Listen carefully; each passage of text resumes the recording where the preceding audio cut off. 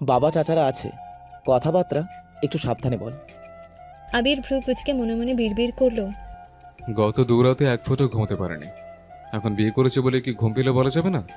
আবির নিশ্চুপ দেখে মোজাম্মেল খান স্বাভাবিক কণ্ঠে বললেন, বাকিগুলো সকালে দেখে নিও। আর কিছু দেখতে হবে না, যা লাগবে তানভীরকে বললেই হবে।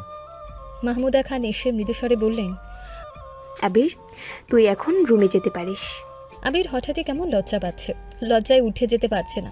আলী আহমেদ খান অকস্মাৎ বকে উঠলেন, এত লজ্জা পেতে হবে না, যাও। আবির মাথা নিচু করে উঠে রুমের দিকে চলে গেছে। রুমের সামনে যথারীতি দুদল মানুষ দাঁড়িয়ে আছে। তানভীর আবিরের দলের হওয়া সত্ত্বেও ওরা জোরপূর্বক তানভীরকে রুমের ভেতর রেখেছে। আবির দরজা থেকে উকি দিয়ে বিছানাটা দেখে নিল।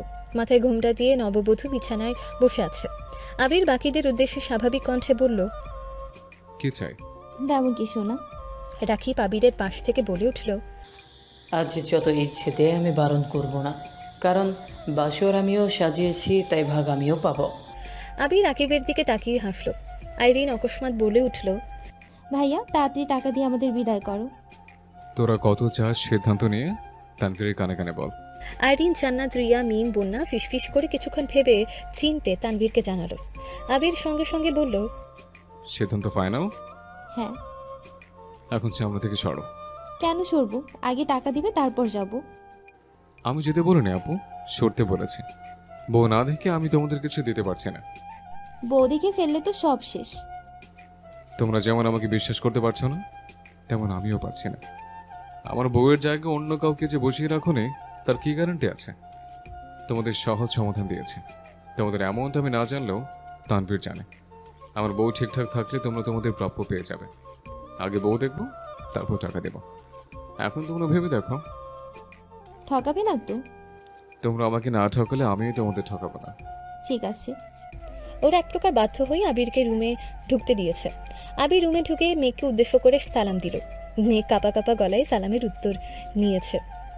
এতক্ষণ যাবৎ মেঘ শান্ত থাকলেও এখন আর শান্ত থাকতে পারছে না। আবির যত কাছাকাছি আসছে, মেঘের শরীরের প্রতিটা শিরা উপশিরা রক্ত সঞ্চালন তত বেড়ে যাচ্ছে।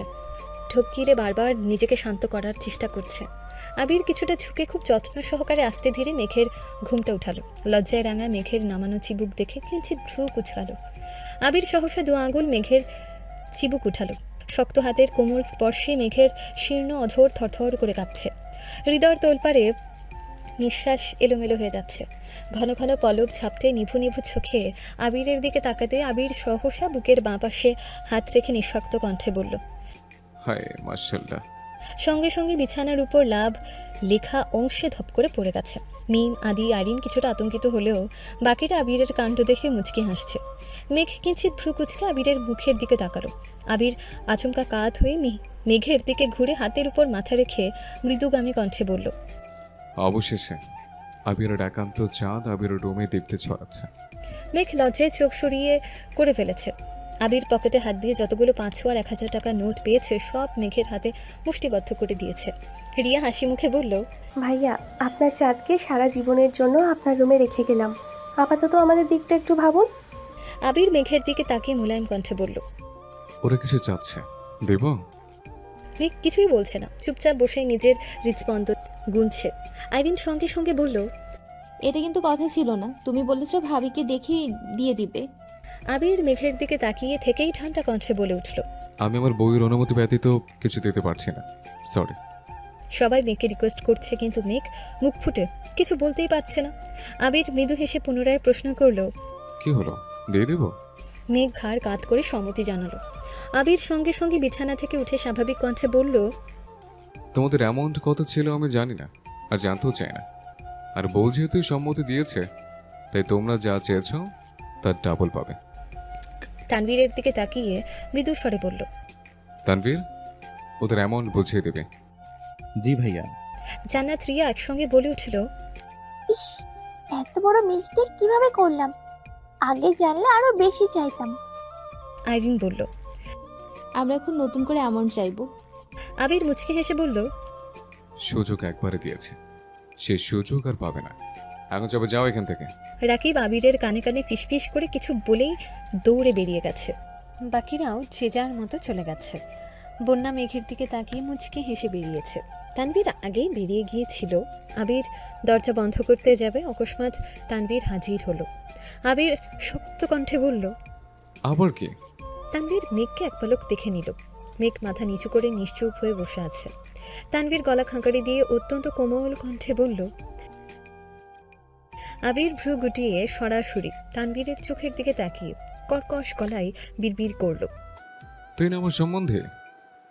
তানভীর নিঃশব্দে হেসে অত্যন্ত ধীর কণ্ঠে বলল, তুমি না আমার ভাই, তাছাড়া পুরো পৃথিবী জানে তুমি আমার বন্ধু টাইপের ভাই, তাই আমার সব দিক থেকে পারমিশন আছে। আবির দাঁতে দাঁত চেপে বলল, জি ভাই, বুঝতে পেরেছি। বলছিলাম কি ভাই, আপনি পারমিশন দিলে আমি আপনার বোনের সাথে একান্তে কিছুটা সময় কাটাতাম। পারমিশন দেবেন ভাই? জি ভাইয়া, আপনার জন্যই এত আয়োজন। Best of luck, bye. Tanvir চলে যাচ্ছে। আবির মুচকি হেসে দরজা বন্ধ করে দিয়েছে। দরজা বন্ধের শব্দে মেঘের শরীর ঝাঁকি দিয়ে উঠেছে। মাথা নিচু করে জোরে নিঃশ্বাস ছাড়ল। আবির আর চোখে মেঘের দিকে তাকালো। ঠোঁটে লেগে আছে দুষ্টু হাসি। ধীর পায়ে এগিয়ে গেল মেঘের কাছে। আবিরের তৃপ্ত দুচোখ চকচক করছে। উৎকণ্ঠায় মেঘের চিবুক নেমে গলায় ঠেকেছে। ক্ষীণ বক্ষের তীব্র কম্পনে শরীর ঘেমে একাকার অবস্থা। আবির আগপাছ না ভেবে আচমকা মেঘের কোলে মাথা রেখে শুয়ে পড়েছে। অপ্রত্যাশিত ঘটনায় মেঘ চমকে ওঠে। বুকের ভেতর পর্যন্ত স্তব্ধ হয়ে গেছে। মেঘ সঙ্গে সঙ্গে চোখ বন্ধ করে ফেলেছে। হাত পা সহ সারা শরীর থরথর করে কাঁপছে। আবির অকস্মাৎ জামা কাপড়ের উপর দিয়ে মেঘকে জড়িয়ে ধরে পেটে মুখ গুজল। আবিরের অবাঞ্ছিত স্পর্শে মেঘের জোরালো বক্ষস্পন্দন আরও বেশি জোরালো হতে শুরু করেছে। নীরবে ঢুকিলে এলোমেলো নিঃশ্বাস ছাড়ছে।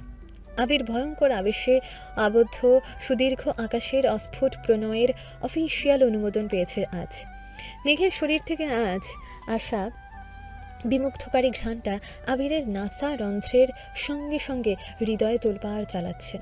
আবির এক মনে সেই ঘ্রাণটা উপলব্ধি করছে। মেঘের অভিমানে নাক ফুলানো, গায়ের তীব্র গন্ধ, দরদি স্পর্শ, আহ্লাদি কণ্ঠের আবদার পরিপূর্ণ অধিকার পেয়েছে আজ। এই মেঘ একান্ত আবিরের। পৃথিবীর আর কারো সাধ্য নেই যে আবিরের কাছ থেকে তার মেঘকে দূরে সরাবে। আজ ছোট্ট মেঘের আদুরে কণ্ঠে বলা কথাগুলো আবিরের খুব মনে পড়ছে। অকস্মাৎ পেট থেকে মুখ সরিয়ে ঘাড় কিছুটা ঘুরিয়ে মেঘের অভিমুখে তাকালো। মেঘের বন্ধ চোখের পাতা আর কম্পিত অধর দেখে আবির আনমনে হেসে অত্যন্ত মোলায়েম কণ্ঠে বলল, তুমি আমার বহু প্রতীক্ষিত একান্ত অভিলাষ, হৃদয়ের মনে কোঠায় সংগোপন রাখার নির্মম প্রয়াস। আমার অবিচ্ছেদ্য প্রাণের উত্তাপ তুমি, সকাল সন্ধ্যা সর্বনাশের কারণটাও শুধু তুমি। মেঘের সংকোচ কোনোভাবেই কাটছে না। চোখ খুলে আবিরের দিকে তাকাতেও পারছে না। আবির মুচকে হেসে ডাকল, ও গো অপরূপা, চেয়ে দেখো না মনোরমা। মেঘ কিংকর্তব্য বিমূঢ় আবিরের একের পর এক ভাব প্রবণ কথা শুনে মেঘের অস্থিরতা বেড়ে চলেছে। বুকের ভেতর চলমান ইতস্ততা কাটিয়ে চোখ পিটপিট করে তাকালো। আবিরের সঙ্গে চোখাচোখি হলেই আবির অকস্মাৎ সশব্দে হেসে উঠল। আবিরের প্রাণোচ্ছল হাসি দেখে মেঘ না হেসে পারল না। আবির হাসি থামিয়ে জিভ দিয়ে ঠোঁট ভিজিয়ে তপ্ত স্বরে শুধালো, আমাকে পেয়ে খুশি তো? মেঘ মাথা দুলিয়ে স্বাভাবিক কণ্ঠে বলল, আলহামদুলিল্লাহ, অনেক খুশি। আপনি? আবির আবারও মৃদু হাসল। মেঘের কোল থেকে উঠে মুখোমুখি বসল। লম্বা শ্বাস ফেলে মেঘের হাতটা শক্ত করে ধরে কোমল কণ্ঠে বলতে শুরু করল, আলহামদুলিল্লাহ, আজ আমি খুব খুশি, কারণ আমার স্প্যারোকে দেওয়া কথা আজ পরিপূর্ণভাবে রাখতে পেরেছি। ছোট্ট স্প্যারো সে আহ্লাদি কণ্ঠে বলা কথাটা আমাকে ছেড়ে যেতে পারবে না। স্প্যারো ভুলে গেলেও আমি বলতে পারিনি। গত 16টা বছর আমি শুধু এই একটা কথার জোরে সব বিপত্তিতে টিকেছিলাম। আজ আমার স্প্যারোকে আবারও বলতে চাই, আমি ছেড়ে যাইনি, কোথাও যাইনি। তোমার আবের তোমারই আছে। তুমি সেদিন শুধু বলেছিলে ছেড়ে যেও না, অথচ আমি বুঝেছিলাম তোমাকে ছেড়ে বাঁচতে পারবো না। শেষ বিকেলে পাখিদের বাড়ি ফেরা তারা দেখে তুমি আবেগী কণ্ঠে বলেছিলে ওদের মতো আমারও যদি আলাদা একটা বাড়ি থাকতো। আর আমি ভেবেছিলাম যে কোনো মূল্যেই হোক তোমাকে তোমার স্বপ্নের বাড়ি উপহার দেব। একবার খেলতে গিয়ে পায়ে ব্যথা পেয়েছিলাম বলে তুমি শীতল কণ্ঠে বলেছিলে খেলতে না গেলে তো ব্যথা পেতে না। আমি মনে মনে বলেছিলাম আজকের পর খেলতে যাব না। জ্বরের ঘরে আমার হাতটা আঁকড়ে ধরে তুমি বলেছিলে আমার কাছে থাকো। আমিও থেকে গেলাম। কোনো একদিন কোনো কারণে বাসে আমাকে বকা দিচ্ছিল দেখে তুমি সবার সামনে আমার হাতটা শক্ত করে ধরে বলেছিলে আবির ভাই শুধু আমার, তোমরা কেউ কিছু বলতে পারবে না। আমি আবির সেদিনই তোমার হয়ে গিয়েছিলাম। নিজের সাথে প্রতিজ্ঞা করেছিলাম বাঁচলে তোমার সাথেই বাঁচব। মেঘ অবিশ্বাস্য চোখে আবিরের অভিমুখে চেয়ে আছে। অতর্কিতে বেড়েছে বুকের ভেতরের ধুকপুক শব্দ। আবিরের কথাগুলো যেন শুনে মেঘের চক্ষুদ্বয় কোটর ছেড়ে বেরিয়ে আসতে চাইছে। ফর্সা লাজুক আদল মুহূর্তেই পরিবর্তন হয়ে গেছে। নাকের ডগায় মুক্তোর মতো বিন্দু বিন্দু ঘাম চিকচিক করছে। মেঘের উত্তেজিত মনোভাব চোখে মুখে ফুটে উঠেছে। যে আবিরের প্রণয়ে আসক্ত মেঘ, সে আবির মেঘের কাছে প্রতিজ্ঞাবদ্ধ ছিল এতগুলো বছর।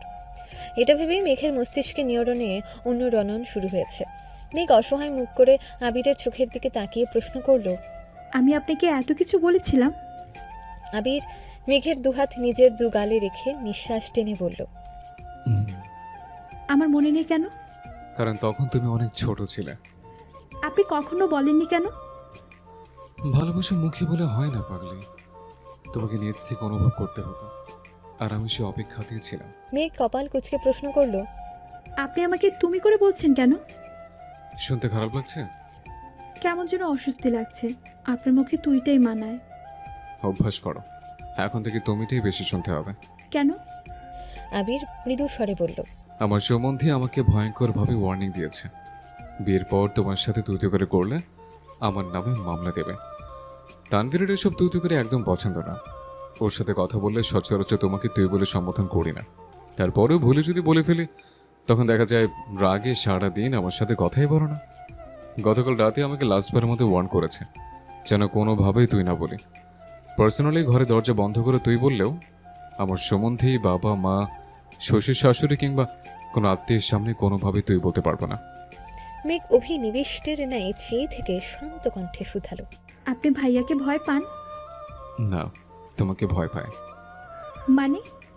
আবির মেঘের হাত গাল থেকে নামিয়ে বুকের উপর রেখে বলতে শুরু করলো, তোমাকে হারানোর ভয়ে আমার এই যে এখানটা বারবার কেঁপে ওঠে। আবিরকে ধ্বংসের একমাত্র অস্ত্রই হচ্ছে মেঘ। তানভীর সহ আমার কাছের মানুষজন খুব ভালোভাবেই জানে আমার জীবনে তোমার অস্তিত্ব ঠিক কতখানি জুড়ে।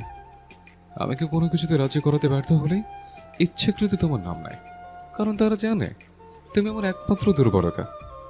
এই যে তুমি কত শত কুসংস্কার মানো, কিছু হবে না যেন আবেগে নাচো, আমিও ঠিক তেমন। তোমার নামে কিছু শুনলেই বুঝি না বুঝেই রিয়াক্ট করে নিজের উপর নিয়ন্ত্রণ হারিয়ে ফেলে। অন্তত পক্ষে তোমাকে নিয়ে তানভীরের সাথে আমি কোনো রকম অসৎভাবে জড়াতে চাই না।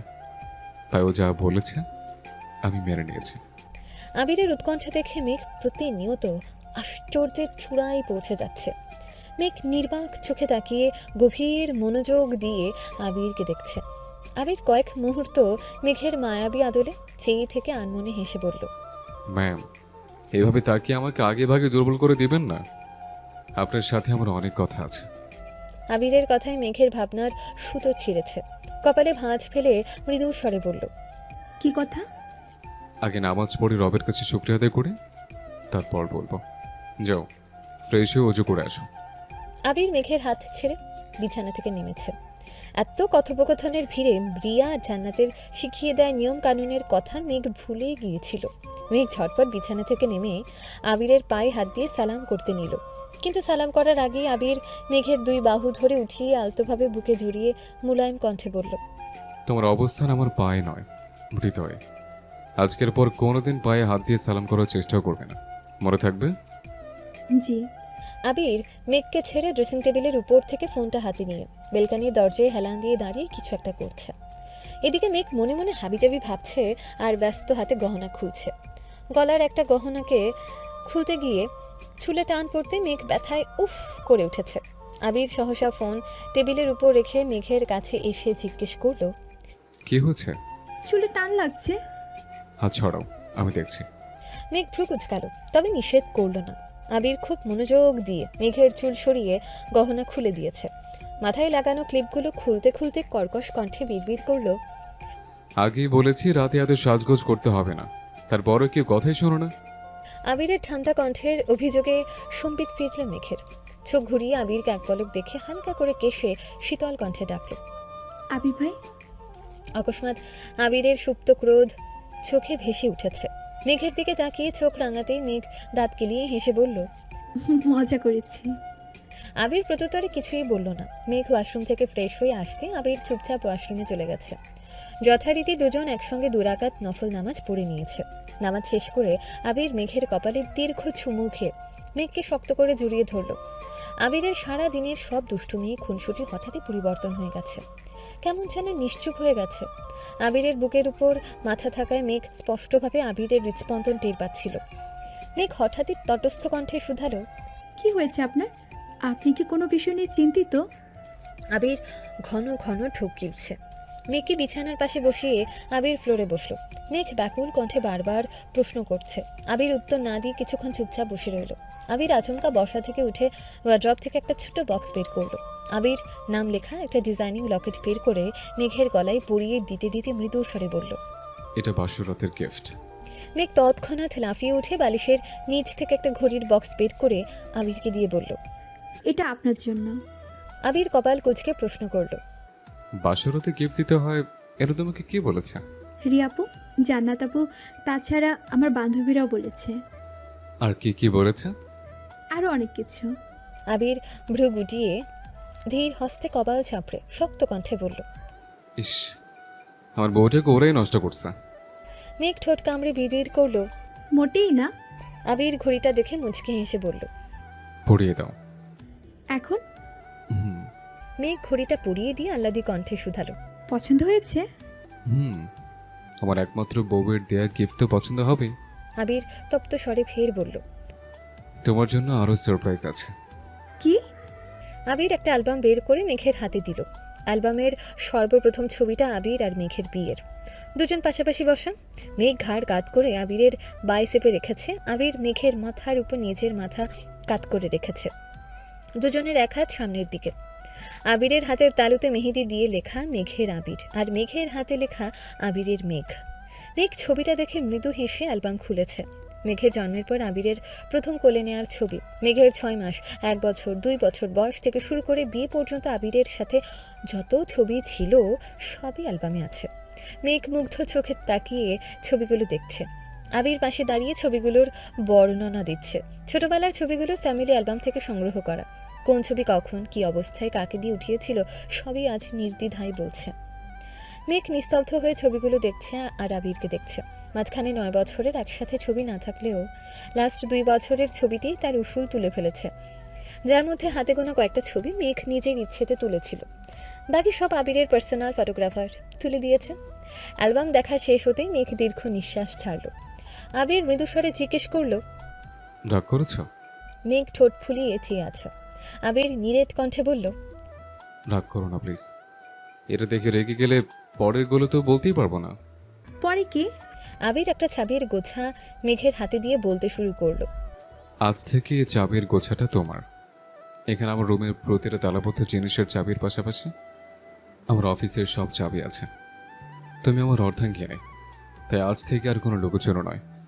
আমার যা কিছু আছে সব কিছুতেই তোমার অধিকার আছে। মেঘ আজ হতবিহ্বল যে আবির নিজের জিনিসপত্র কখনো কাউকে ছুঁতে দেয় না, রুমে ঢুকতে দেয় না, সব কিছুতে তালা দিয়ে রাখে। সে আজ নিজের হাতে সব দায়িত্ব মেঘকে দিয়ে দিচ্ছে। আবিরের এত পরিবর্তন মেঘ স্তব্ধ চোখে কেবল দেখেই যাচ্ছে। আবির অকস্মাৎ মেঘের মুখোমুখি দাঁড়ালো। আচমকা ধপ করে মেঘের পায়ের কাছে বসে পড়েছে। আবিরের গায়ে যেন পা না লাগে তার জন্য মেঘ সঙ্গে সঙ্গে পা সরিয়ে থমথমে কণ্ঠে শুধালো, কি হয়েছে আপনার? আবির পেছন থেকে একটা সুন্দর গিফট বক্স বের করে মেঘের হাতে দিল। মেঘ ভ্রু কুচকে প্রশ্ন করলো, কি এটাতে? দেখো। বক্স খুলতেই 2টা ব্যাংক চেক চোখে পড়েছে। মেঘ অ্যামাউন্টও ঠিকমতো খেয়াল করেনি। কৌতূহল বশত চেক তুলে বিস্ময়ের সময় তাকালো। বক্সের স্বর্ণের বেশ কিছু গহনা। মেঘ বারবার আবিরের দিকে তাকাচ্ছে। আবিরের ঠোঁটে মলিন হাসি। মেঘ গহনাগুলো তুলে বিছানার পাশে রেখেছে। কাগজের মতো কিছু লাল ফিতা দিয়ে পেঁচানো দেখে মেঘ স্বাভাবিকভাবে খুলতেই দেখলো এটা একটা দলিল। কিছুটা পড়ার পর বুঝতে পারলো কোনো একটা জায়গা আবির মেঘের নামে করে দিয়েছে। মেঘ আশ্চর্য নয়নে তাকিয়ে প্রশ্ন করলো, এসবের মানে কি? আবির মুচকি হেসে বলল, স্প্যারোজ ড্রিম হাউস তোমার বাড়ি, একান্তই তোমার। সেখানে আমার কোনো অধিকার নেই। মেঘ কিঞ্চিত রাগী স্বরে বলল, অধিকার যদি নাই থাকবে তাহলে আমার বাড়ি আপনি আমাকে না জানিয়ে কেন করেছেন? আগে আমাকে বললেন না কেন? শুরুতে জানানোর মতো পরিস্থিতি ছিল না। কেন? সময়টা ছিল ডিসেম্বর মাস। মাইশাপুর বিয়ে থেকে মালার কারণে তোমাকে জোর করে নিয়ে আসছিলাম। আমি অফিস থেকে এসে তোমাকে সময় নিয়ে বোঝাতে চেয়েছিলাম মালার সাথে আমার কিছুই নেই, অথচ তুমি আমার আসা পর্যন্ত জাস্ট 10 মিনিট অপেক্ষা করতে পারলে না। আমাকে গুরুত্ব না দিয়ে মিনহাজদের গুরুত্ব দিয়েছিলে, তার জন্য তোমার প্রতি অভিমান হয়েছিল। সে অভিমান তোমার আব্বুর কথায় জেদে পরিণত হয়েছিল। ওনার মেয়েকে রানীর মতো দেখতে গেলে আগে রানীর স্বপ্নগুলো পূরণ করা জরুরি ছিল। সে রাতে 3-4 দিনের জন্য চলে গেলাম। দিন রাত এক করে সবকিছু রেডি করে আসছে। যেদিন বাসার কাজ শুরু করব তার আগের দিন থেকে আপনাকে এত মতো রিকোয়েস্ট করলাম, কিন্তু তুমি এতটাই জেদি যে কোনোভাবেই যেতে রাজি হলো না। তোমাকে সারপ্রাইজ দিতে চেয়েও দিতে পারলাম না, তাই সিদ্ধান্ত নিয়েছিলাম বাসার কাজ পুরোপুরি শেষ করেই জানাবো। মেঘ শক্ত কণ্ঠে বলল। মিস করলাম। বাকিগুলো দেখে শুনে শেষ করো। মেঘ আবারও বক্স হাতে নিল। কিছু চিরকুট, আবিরের অফিসের কিছু ডকুমেন্টসের সাথে কয়েকটা 500 আর 1000 টাকার বান্ডেল। এত এত টাকার বান্ডেল দেখে মেঘ আশ্চর্যান্বিত নয়নে তাকিয়ে উদ্বিগ্ন কণ্ঠে শুধালো। এত টাকা কার? তোমার। মানে এত টাকা দিয়ে আমি কি করব? এগুলো সব কাবিনের। মেঘ ধীর কণ্ঠে বলতে শুরু করলো। আমি যতদূর শুনেছি কাবিন বউয়ের পরিবার অথবা বউয়ের ইচ্ছে অনুযায়ী দিতে হয়। আমি বউ হয়ে বলছি, আমার কাবিনের কোনো প্রয়োজন নেই। আমি আপনাকে চেয়েছি, আলহামদুলিল্লাহ আপনাকে পেয়ে গেছি। আমার আর কিছুই চাওয়ার নেই। আপনার এত এত গিফট, টাকা, ব্যাংক চেক এসবের কোনো কিছুই আমার চাই না। বিয়েতে কাবিন যদি আবশ্যক হয় তবে আমি কাবিন হিসেবে আপনাকে চাই। আমৃত্যু শুধু আপনাকেই চাই। মেঘের দু চোখ ছলো ছলো করছে। নিজেকে সংযত করতে তারই তো শ্বাস টানল। আবির দুর্বোধ্য নেত্রে মেঘের মায়াবী আননে চেয়ে আছে। অল্পতে লজ্জে আড়ষ্ট হওয়া মেয়েটার অদম্য কণ্ঠের আকাঙ্ক্ষা শুনে আবির শীতল চোখে চেয়ে মুচকি হাসল। মেঘ এতক্ষণ কি বলেছে নিজেও জানে না। আবিরের অন্যরকম চাহনিতে কিছুটা লজ্জা পেয়েছে। আবির চোখ মুখ গুটিয়ে শান্ত কণ্ঠে শুধালো। যা দিয়েছে সবকিছু সহ আবির যদি তোমার হয় তাহলে কাবিন নিয়ে কি তোমার আর কোনো আপত্তি আছে? মেঘ সঙ্গে সঙ্গে আবিরের দিকে তাকিয়ে শ্বাস ছেড়ে ঠোঁট ফুলিয়ে নিষ্পাপ কণ্ঠে বলে উঠল। আমার আবির হলেই হবে। আবির ভ্রু উঠাতেই মেঘ থতমত খেয়ে বলল। সরি আপনাকে হলেই হবে। আমি তো তোমারই, বাকি যা দিয়েছি ওই সবও তোমার। এগুলোর পর কাবিন হিসেবে তোমার কি আমার কাছে আর কিছু চাওয়ার আছে? মেঘ সাবলীল ভঙ্গিতে বলল। আমার আর কিচ্ছু লাগবে না। মনে কষ্ট থাকবে না তো? মেঘ একগাল হেসে বলল। আমার মনে কষ্টের ছিটে ফোটাও নেই, কারণ আপনাকে পেয়ে গেছি যে। আবির অনুগ্র হেসে টেবিলের উপরে রাখা একটা বই থেকে কাগজ এনে মেঘের হাতে দিল। তেমন একটা গুরুত্ব না দিয়ে মেঘ জিজ্ঞেস করলো। কি এগুলো? পড়ো। মেঘ বিড়বিড় করে পড়ছে। কিছুটা পড়তেই বুঝতে পারলো এটা কাবিন নামের কপি। মেঘ সঙ্গে সঙ্গে নিচে তাকালো। বরের স্বাক্ষরের জায়গায় সাজ্জাদুল খান আবির লেখা, আর কন্যার স্বাক্ষরের জায়গায় মাহাদিবা খান মেঘ। বিবাহ রেজিস্ট্রি করার তারিখ 3/2/20, যা আজ থেকে আরও 3 বছর আগের। এটা দেখে মেঘ বিস্তীর্ণ চোখে তাকিয়ে এক হাতে নিচের মুখ চেপে ধরেছে। মেঘের হাত থরথর করে কাঁপছে। কান দিয়ে গরম হাওয়া বের হচ্ছে। মস্তিষ্কে বিদ্যমান স্নায়ুগুলো ধপধপ করে কাঁপছে। বুকের ভেতরটা দুরু দুরু কেঁপেই চলেছে। নিজের চোখকে বিশ্বাস করতে পারছে না। মেঘ শশ ব্যস্ত চোখে আবিরের দিকে তাকালো। আবির নিরুদ্বেগ ভঙ্গিতে মেঘকে দেখছে, নিজের বুকে হাত রেখে অনুচ্চ স্বরে দোয়া পড়ছে। মেঘের গলায় আটকানো নিঃশ্বাসটা অতি সন্তর্পণে বেরিয়ে আসছে। মুখ ফুলিয়ে শ্বাস টেনে জিভ দিয়ে ঠোঁট ভিজিয়ে থমথমে কণ্ঠে প্রশ্ন করল। এগুলো কি সত্যি? আবির ঠোক গেলে ধীর স্থির কণ্ঠে বলল। আইনের চোখে আমাদের বিয়ের 3 বছর পূর্ণ হয়ে গেছে। গতকাল 4র্থ বছরে পদার্পণ করেছে। তোমাকে আগিয়ে বলেছিলাম তুমি আমারই। কেউ তোমাকে আমার থেকে আলাদা করতে পারবে না। কেউ যদি আমার সাথে ঝামেলা করতেও চাইতো আমি সরাসরি কাবিন নামে দেখিয়ে দিতাম। মেঘ ভাবনা চিন্তা ছাড়াই আচমকা বলে উঠল। এটা কিভাবে সম্ভব? আবির শক্ত কণ্ঠে বলতে শুরু করলো। আমি দেশ ছাড়ার মাসখানেক আগে তানভীরকে তোমার ব্যাপারে সব বলেছিলাম। সে আমার আবেগ অনুভূতি দেখে প্রথম থেকে মেনে নিল। পরবর্তীতে ওর মনে কিছুটা খটকা সৃষ্টি হয়েছিল, কারণ শত হলেও সে তোমার আপন ভাই। তোমার প্রতি তার দায়িত্ব ভালোবাসা অন্য লেভেলের, যেটা আমার প্রতি 1000 থাকলেও তোমার সমান নয়। বলতে গেলে তানভীর আমি দুজনেই তখন অপ্রাপ্ত বয়স্ক। মজার ছলেই হোক কিংবা গভীর চিন্তা থেকে তানভীর একদিন হুট করেই বলে বসে, ভাইয়া তুমি বনুকে এখন পছন্দ করো মানলাম, আমি ওকে দেখেও রাখলাম, কিন্তু 7 বছর পর তোমার মন মানসিকতা যে এরকম থাকবে তার কি গ্যারান্টি আছে? তখন যদি বোনের প্রতি এখনকার মতো অনুভূতি না থাকে। তানভীরের কথা শুনে আমার মনের চিন্তন জাগে। আমি নিজেও কখনো সেভাবে ভেবে দেখিনি, তাই ভেবেচিন্তে সিদ্ধান্ত নিলাম তোমাকে বিয়ে করব। কেন সেই সিদ্ধান্ত নিয়েছিলাম আমি নিজেও জানি না, শুধু মনে হয়েছিল তানভীর যা বলেছে একদম ঠিক বলেছে। তানভীর মজা ছলে বললে আমি দুশ্চিন্তা ঘুমোতে পারছিলাম না। তানভীরকে জানানোর পর সে খুব রিকোয়েস্ট করেছে যেন বিয়ের ঝামেলা না করে। ও এমনিতে এসব বলেছিল, আরও অনেক কিছু। আমার মাথায় তখন কিছুই ঢুকছিল না। আমার কাছের বন্ধুর বাবা কাছে, তাই তৎক্ষণাৎ খোঁজ নিলাম। তোমার বয়স অনেক কম ছিল, তখন তোমার আমার প্রতি তীব্র ঘৃণাও ছিল। সব মিলিয়ে তখন বিয়ে সম্ভব ছিল না। তাছাড়াও কিছু নিয়মনীতি ছিল যার কারণে আঙ্কেল কোনোভাবেই রাজি হইতেছিল না। কিন্তু তখন আমার একটাই জেদ ছিল, যেভাবেই হোক বিয়ে আমার করতেই হবে। আঙ্কেলকে বিস্তারিত বুঝিয়ে খুব কষ্টে রাজি করিয়ে রাকিব, তানভীর আর সুজনের উপস্থিতিতে বিয়ের কাজ সম্পন্ন করে দেশ ছাড়ে। আবির দীর্ঘ নিঃশ্বাস ছেড়ে পুনরায় বলতে শুরু করলো, বিশ্বাস করো, আমি তখন কোনো কিছু ভাবিনি, এত কিছু বুঝিনি। শুধু বুঝেছিলাম তোমাকে আমার লাগবে, সেটা যে কোনো মূল্যেই হোক। মস্তিষ্কে শুধু একটা চিন্তায় ঘুরপাক খাচ্ছিল, তোমাকে বৈধতার চাদরে মরানো।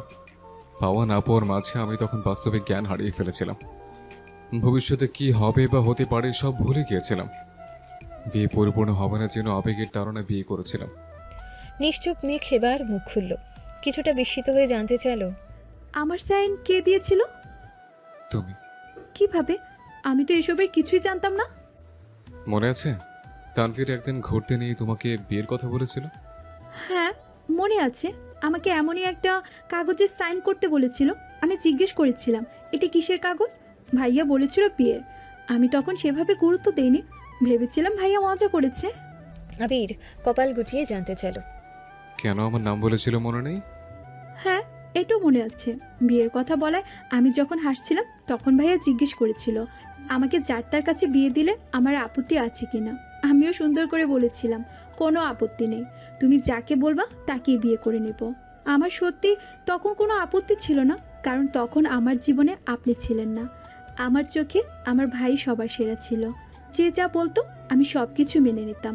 ভাইয়া তখন আপনাকে বিয়ে করার কথা বলেছিল, আর আমি ভাইয়ার কথায় আপনাকে বিয়ে করতেও রাজি হয়ে গিয়েছিলাম। আমি ভেবেছিলাম ভাইয়া মজা করেছে, তাই যা বলেছিল সব কিছুতেই হ্যাঁ হ্যাঁ করে সাইন করে দিয়েছিলাম। তারপর ভাইয়ার সাথে এ বিষয়ে আমার আর কোনো কথাও হয়নি, ভাইয়া কিচ্ছু বলেনি, আর আমি তো সেই ঘটনা বেমালুম ভুলেই গিয়েছিলাম। আবির মলিন হেসে বলল, ওই দিনই তোমার আমার সাথে বিয়ে হয়েছিল। তানভীরের সাথে সাথে সেখানে কাজী সাহেব সৌজন্যও উপস্থিত ছিল, তাছাড়া ফোনে আমিও ছিলাম। মেঘ হাঁ হয়ে আবিরের দিকে তাকিয়ে আছে। আবির গলা খাঁকারি দিয়ে আবারও বলতে শুরু করলো, আমি সাইন করার দেরি তোমাকে বউ হিসেবে কবুল করেছিলাম, কিন্তু তোমারটা বাকি ছিল। তোমাকে বিস্তারিত বোঝানোর পরিস্থিতি ছিল না, তাই তানভীর যেভাবে পেরেছে ম্যানেজ করেছে। আমার কথা ছিল যেহেতু তোমার সাথে তখন মানসিক বা শারীরিক কোনো সম্পর্কে আমি জড়াবো না, তাই শুধু আইনি কাজটা সম্পন্ন করে রাখবো।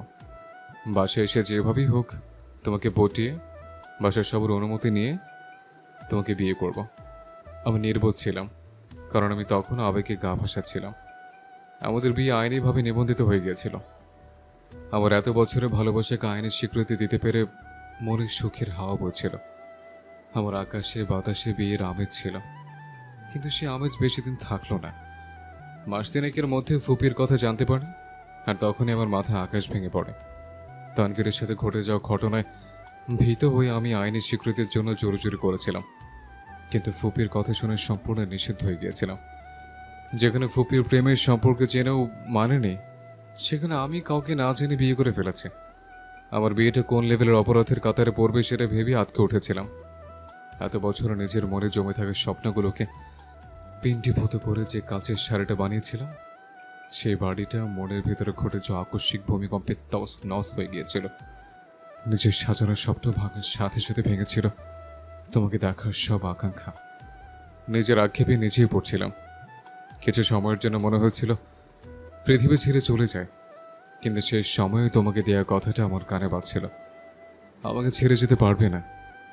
সেই আদুরে আনন আমাকে মৃত্যুর দ্বার প্রান্ত থেকে টেনে এনেছিল।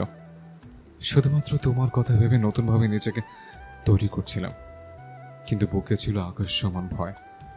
বাসায় বিয়ের কথা জানলে তোলপাড় শুরু হবে এটা খুব ভালোই বুঝেছিলাম। তোমাকে নিয়ে আলাদা থাকার যোগ্যতা আমার ছিল, কিন্তু তুমি যে আমার ছিল না। তুমি এমনিতেই 7-8 বছর যাবৎ আমার সাথে কথা বলছিল না। ওই অবস্থায় কোনো ক্রমে যদি শুনতে পারতে যে তোমার সাথে আমার বিয়ে হয়ে গেছে, তখন আব্বু চাচ্চু কি করতে জানি না, কিন্তু তুমি হয় আমাকে খুন করতে, নয়তো নিজে সুইসাইড করতে, আর নয় লাস্ট অপশন ছিল ডিভোর্স। তোমার জেদকে আমি বরাবরই ভয় পাই, তখনও খুব ভয় পেয়েছিলাম। তুমি ভুলক্রমে কিছু বললেও সেটা তুমি করেই ছাড়তে। বাসায় ফিরে 3 মাস কিংবা 6 মাসের মধ্যে বিয়ে করার স্বপ্ন আড়ালেই হারিয়ে গেল। সেই থেকে আমার আতঙ্ক শুরু হলো।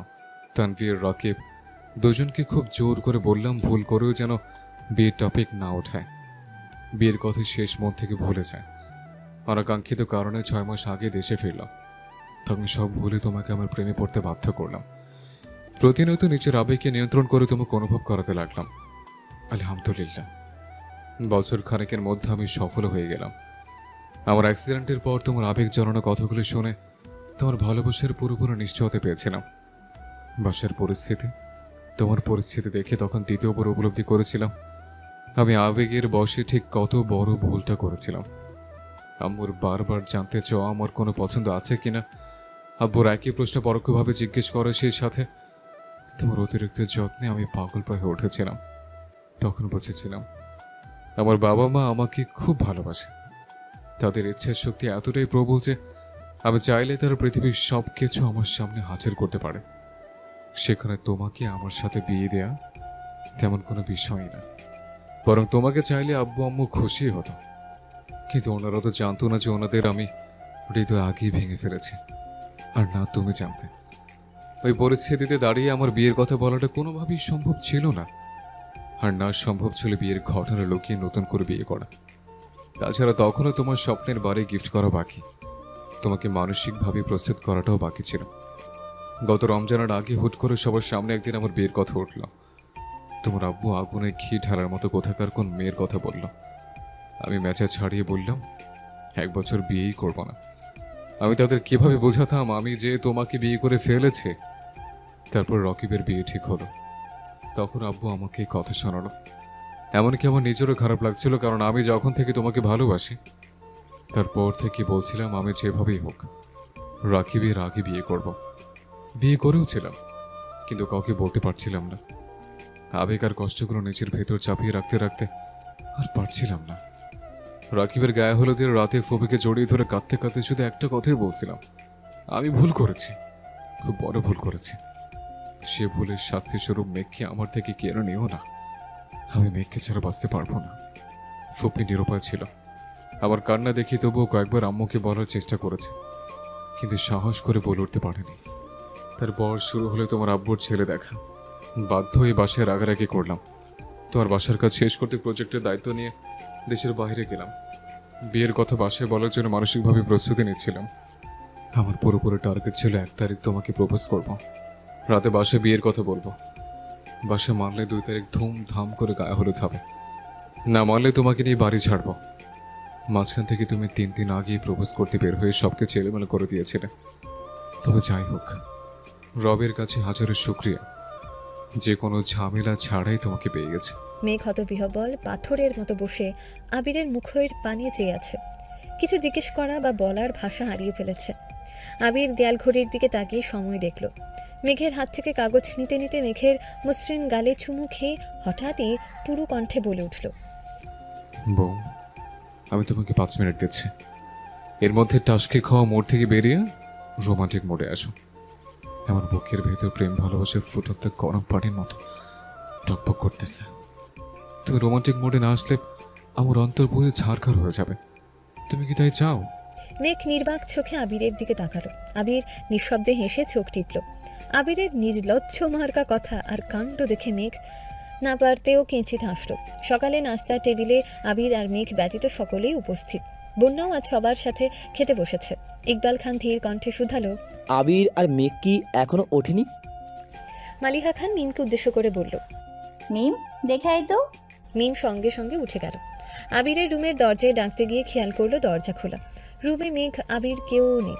মিম রুমের ভেতরে ঢুকে ভালোভাবে দেখলো। সহসা বাহিরে এসে উচ্চস্বরে বলল, ভাইয়া আপু কেউই রুমে নেই। আলী আহমেদ খান সঙ্গে সঙ্গে তানভীরের দিকে তাকালেন। তানভীর আতঙ্কিত কণ্ঠে বলল, আমি সত্যিই কিছু জানি না। বন্যা ভ্রুকুচকে সন্দেহের দৃষ্টিতে তানভীরের দিকে তাকিয়ে আছে। তানভীর চোখ ঘুরিয়ে বন্যার চোখের পানে তাকিয়ে শুকনো ঠকিল। বন্যা মুখ ফুলিয়ে আলগোছে ভ্রু নাচালো। তানভীর এমনভাবে উল্টালো যেন সে কিছুই জানে না। মোজাম্মেল খান স্বাভাবিক কণ্ঠে বললেন, ওরা আর কোথায় যাবে, হয়তো ছাদে আছে। তানভীর ফোন বের করে আবিরের নম্বরে কল দিল। আবির কল রিসিভ করে মৃদু হেসে বলল, আসসালামু আলাইকুম সুমন্দি সাহেব। তানভীর গম্ভীর কণ্ঠে বলল, ওয়ালাইকুম আসসালাম। কোথায় তোমরা? পালাচ্ছে। মানে? তোদের অত্যাচার অতিষ্ঠ হয়ে গেছে, তাই চলে যাচ্ছে। কিন্তু যাচ্ছ কোথায়? হানিমুনে। বউ ঘুমাচ্ছে এখন, রাখছে। আবির সঙ্গে সঙ্গে কল কেটে দিয়েছে। তানভীর ফোনের স্ক্রিনে তাকিয়ে চাপা নিঃশ্বাস ছাড়ল। চলন্ত ট্রেনের ঝাঁকির সাথে আবিরের অল্প বিস্তর কথার শব্দে মেঘ ঘুম ঘুম চোখে তাকিয়ে নিজেকে আবিরের কোলে আবিষ্কার করল। আবির মুচকে হেসে বলল, শুভ সকাল বউ। মেঘ আশেপাশে চোখ ঘুরিয়ে ভালোভাবে দেখে চিন্তিত স্বরে জানতে চাইল, আমরা কোথায় যাচ্ছি? কক্সবাজার। মেঘ প্রশস্ত নেত্রে আবিরের মুখের পানে তাকিয়েছে। আবির আলতো হাতে মেঘের চুলে হাত বুলিয়ে দিচ্ছে আর মিটিমিটি হাসছে। আবিরের দুষ্টুমিপূর্ণ হাসি দেখে মেঘের স্নেহব্যঞ্জক প্রদর্শের একের পর এক আবেগপ্রবণ দৃশ্য মনে পড়তে শুরু করেছে। দীর্ঘায়ত গত রাত ছিল আবিরের অত্যুষ্ণ অনুরাগ প্রকাশের রাত, নিজের অন্তর্নিহিত আবেগ অনুভূতি জাহির করার রাত। অব্যক্ত অনুভূতি প্রকাশে চুল পরিমাণ কুঞ্জুসপনাও করেনি সে। প্রায় শেষ রাতের দিকে আবিরের সন্তপ্ত ভালোবাসা অন্ত ঘটে। শাওয়ার নিয়ে ফজরের নামাজ পড়ে আবির মেঘকে একটা হালকা বেগুনি রঙের শাড়ি পরিয়ে নিজের হাতে সাজিয়ে সযত্নে ঘুম পাড়িয়ে দিয়েছিল। সেই ঘুমে ভেঙেছে এখন। মেঘের নির্বাক চোখের চাহনিতে আবির আচমকা ভ্রু নাচালো। মেঘ লাজুক হেসে সঙ্গে সঙ্গে দুহাতে মুখ লুকিয়ে ফেলেছে। আবির অত্যন্ত শীতল কণ্ঠে শুধালো, এখনো তো লজ্জা পেলে হবে? লজ্জায় অসার মেঘ মুখ ফুটে আর কিছুই বলতে পারল না। খানবাড়িতে কিছু সময় নীরবতা চলল। জান্নাত, রিয়া, আইরিন, মিম, বন্যা সবাই একে অপরের মুখপানে চেয়ে আছে। তানভীর মাথা নিচু করে বসে আছে।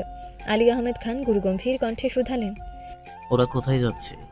তানভীর ধীর কণ্ঠে জবাব দিল, ঘুরতে। আমাদের বললে কি আমরা পাঠাতাম না? এইভাবে কাউকে না বলে যাওয়ার কি ছিল? মাহমুদা খান তপ্ত স্বরে বললেন, আমি ভোরবেলা উঠে তো দরজা বন্ধই দেখলাম, ওরা গেল কিভাবে? আলী আহমেদ খান সবার দিকে এক পলক তাকিয়ে ভারী কণ্ঠে বললেন, বাসার কেউ না কেউ অবশ্যই জানতো। আলী আহমেদ খান মুখ ফুলিয়ে শ্বাস ছেড়ে বিড়বিড় করছেন। বাড়িতে এখনো কম বেশি মেহমান আছে, তার মধ্যে ছেলে আর ছেলের বউ বাড়ি থেকে চলে গেছে। বিষয়টা ওনার ঠিক পছন্দ হচ্ছে না। মোজাম্মেল খান মেকি স্বরে বললেন, ভাইজান কি রাগ করলে নাকি?